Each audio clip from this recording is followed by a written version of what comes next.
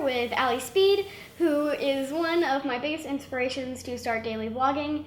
So you might know her from CTFxC or now on her Alli channel, where she does really cool travel vlogs and vlogs like Chico's first time and all sorts of things. Thank you. So you go check her out there on Alli. She's really cool if you haven't seen her already.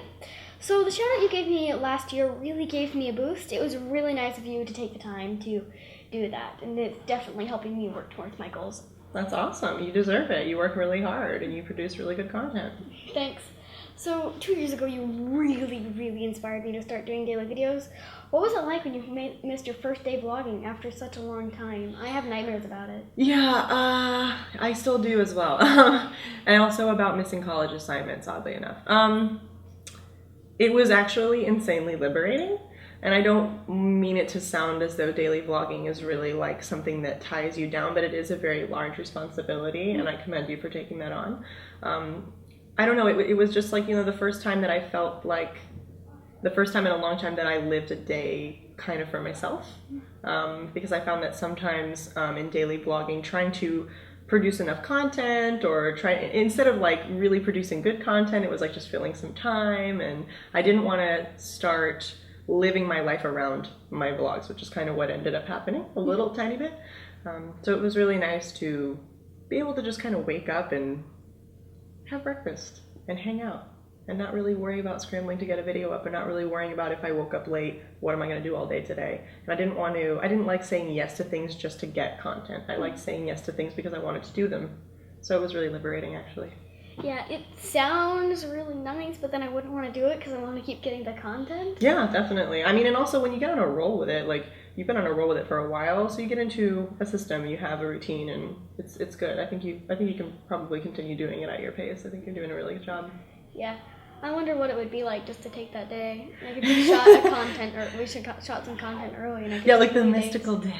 The day will come. The day that I don't have to shoot. But it needs to come when you're ready. Still go up. Yeah, it needs to come when you're ready and when you're going to be happy about it, not when you're going to be having nightmares about it. Yeah. So when you travel, you seem to have a very real connection with the places you visit, and you share that with your viewers, which makes your travel videos so good. How did you settle on that style? I think, I don't know if it was really intentional. I kind of think I'm just a huge freaking nerd. And when I go places, the things that really interest me are what I end up showing, and I'm lucky enough that you guys are into that as well. I'm really into language. I studied foreign language and linguistics at school.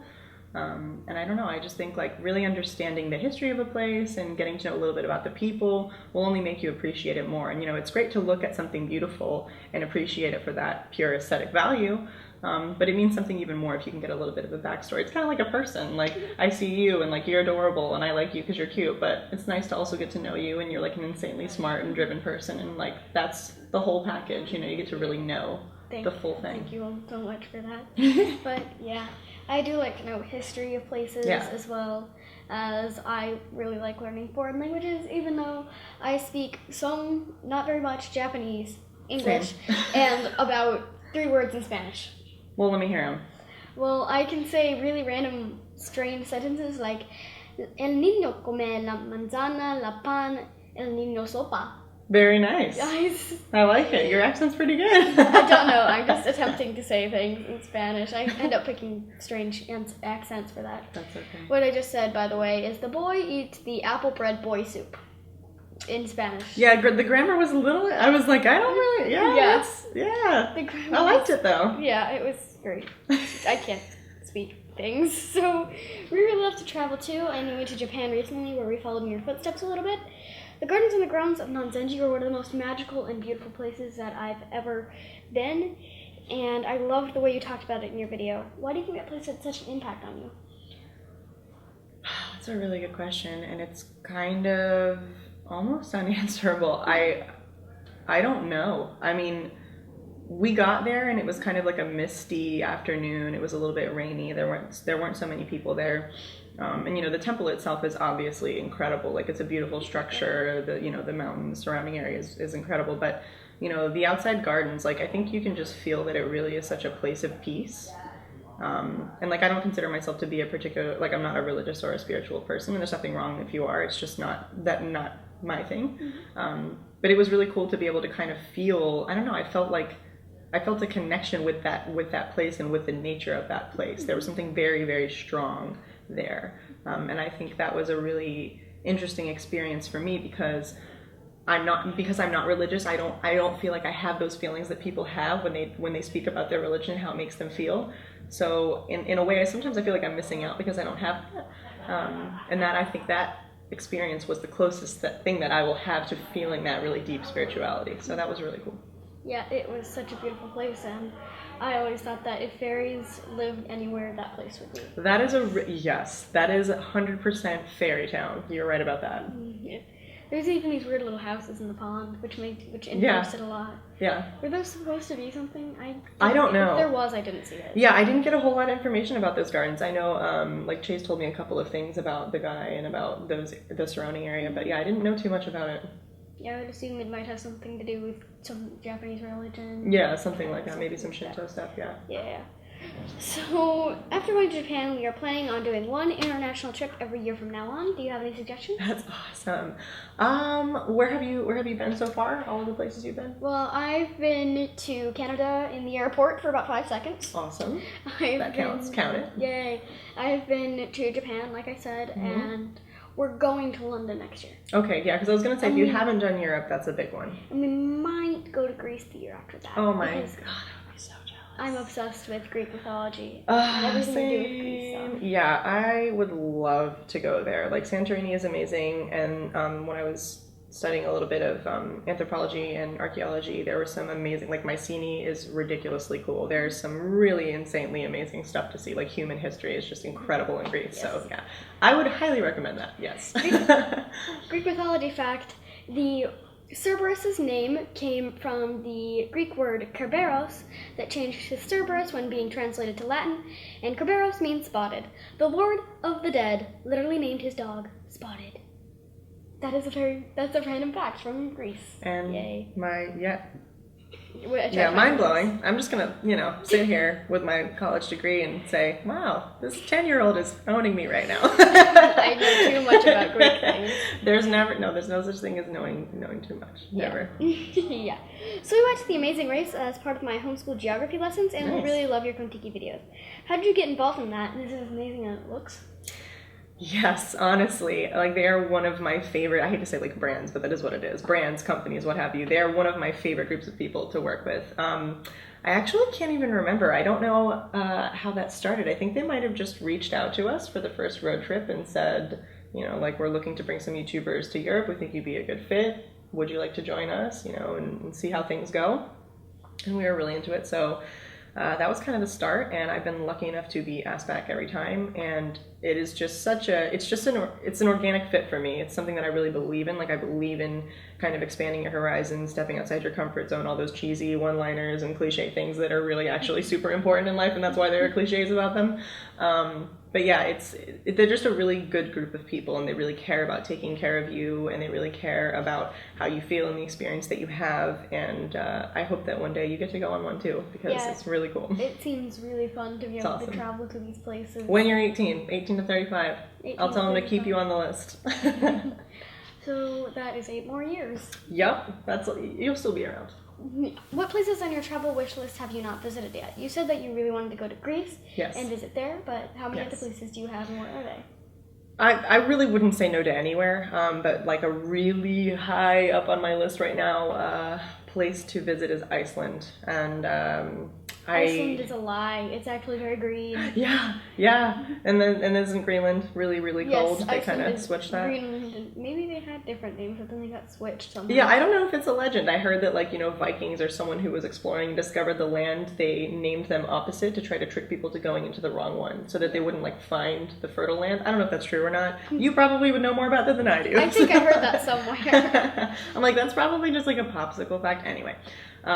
Yeah, Iceland for sure. It seems incredible, and I've had a couple friends who have gone and said that it is tiny and incredible. So the closest I've been to going to Iceland is going on Google Street View to Iceland. Yeah. It was an Icelandic beach. It looked nice. Yeah, definitely. I don't know if you'd be out there in a bikini, but it's pretty cool.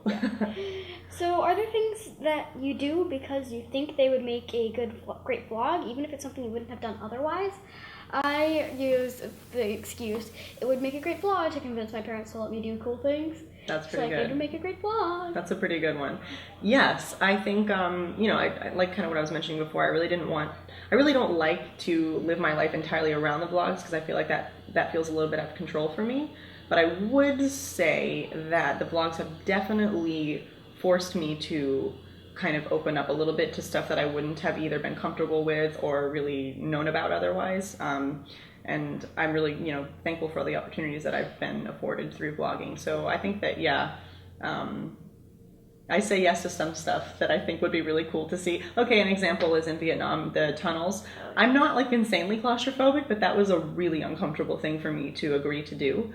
But I really wanted to do it, and I like to do those things to show people that even if you're uncomfortable, you can give it a shot and survive it. I'm the least claustrophobic person of all time. I just cram myself into tiny places to hide. Well, then you would do really well in the Cu Chi tunnels in Vietnam. You should go visit there. I just cram myself into air vents and will use my phone to So your mom follows me on social media and she seems really awesome. How important is your relationship with your family and your success? It is insanely important. My family is seriously everything, and my mom is a super internet sleuth. She is super involved with so many channels. She knows more about everybody that I work with and am friends with than I do, which is pretty embarrassing. But they are imperative to my success and my mental well-being. My brother lives with me, and he's my best friend. He is basically everything that I know comes from him. He is just like a sponge for information, and then he just kind of sorts it out and then regurgitates anything he thinks that I will find important or interesting. So he's I am waiting for the epic battle between J.K. Rowling and Mama Speed for the Queen of Twitter. We'll see. It might happen someday. Yeah, my mom was featured on BuzzFeed and all this weird stuff, and she Hank Green used her tweet in a video, and she was freaking out. Yeah, but they're really, really important, and it seems like you have a really good structure as well. It seems like your family is very supportive and very helpful for you, so that's really awesome. I would not have started vlogging if it wasn't for my family. They were the ones that suggested it, and they're the ones that keeps it going, because I'm still learning how to edit, and I would never be able to edit and post a video every day if it wasn't for them. So awesome. Thank you. So I interviewed Michael Welsh a while back, and he was talking about his work with the Thirst Project, which sounded really cool. When we were getting ready for this interview, I saw that you were involved too. Can you tell me a little about it? Yes, the Thirst Project is a really cool organization, and it's obviously, it's not the first organization to be involved in the global water crisis, but it is very, very unique in that it really targets young people.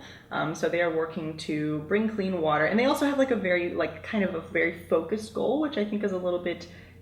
It's easier to accomplish something when you kind of set the parameters a little bit smaller, and then once you complete that, once you have success with that small thing, you can expand. So what I mean is that instead of saying there is a global water crisis and we need to do it all right now, they have specifically focused on bringing clean water to all of Swaziland, which is a country on the southern tip of Africa.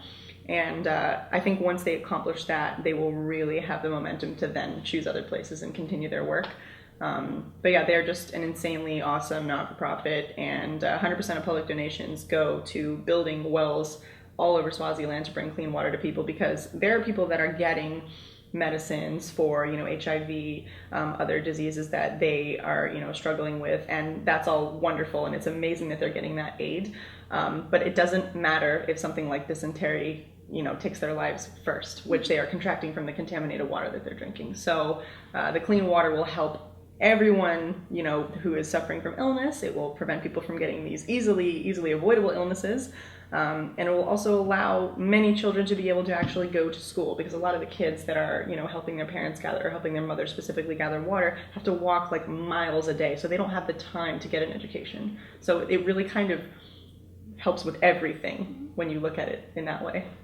Yeah, I honestly think it's kind of strange that the toilet water here is very clear and clean, when that water could be used for people that have to drink contaminated, gross, brown water with all the nutrients of every junk food and several diseases combined. Yeah, it's insane, and honestly, I don't know why more of the toilets in the States aren't low flow or don't have 2 flush options. Actually, I've had friends who have traveled here from other countries and have said, why don't your toilets have a half flush and a full flush for liquid and solid waste? So we should work on that. We should ask more people why they have that, why they don't have that, actually. So, thanks again for taking some time to talk to me again this year and helping me move towards my goal of a signing table next year and a silver play button.